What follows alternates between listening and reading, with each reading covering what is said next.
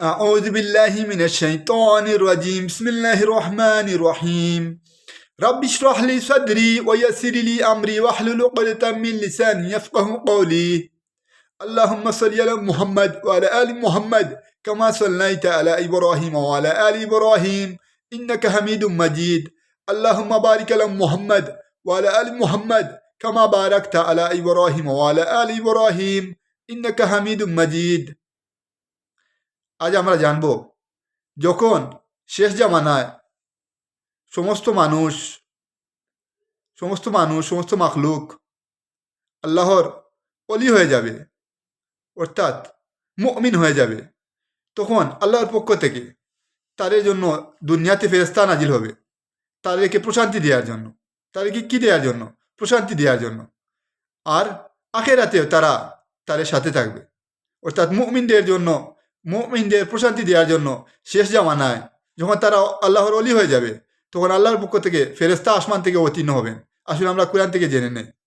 আল্লাহ পবিত্র কোরআনের 41 নম্বর সূরা ফুসিলাতের 30, 31, 32 নম্বর আয়াতে আল্লাহ কি বলছেন আসুন শুনি।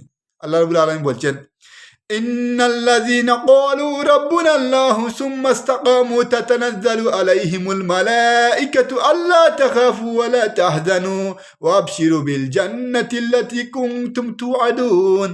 নিশ্চয় যারা বলে আমাদের পালন করতে আল্লাহ এবং তাতেই অবিচল থাকে, তাদের কাছে ফেরেশতাও অবতীর্ণ হয় এবং বলে তোমরা ভয় করো না এবং চিন্তাও করো না এবং তোমাদের প্রতিশ্রুত জান্নাতের সুসংবাদ শুনো। নাহনু আউলিয়াউকুম ফিল হায়াতিদ দুনিয়া ওয়া ফিল আখিরা ওয়া লাকুম ফিহা মা তাশতাহি আনফুসুকুম ওয়া লাকুম ফিহা মা তাদউন। দুনিয়া ও আখিরাতে আমরা তোমাদের বন্ধু এবং সেখানে অর্থাৎ জান্নাতে তোমাদের জন্য আছে যা তোমাদের মন চায় এবং জান্নাতে তোমাদের জন্য আছে যা তোমরা দাবি করো।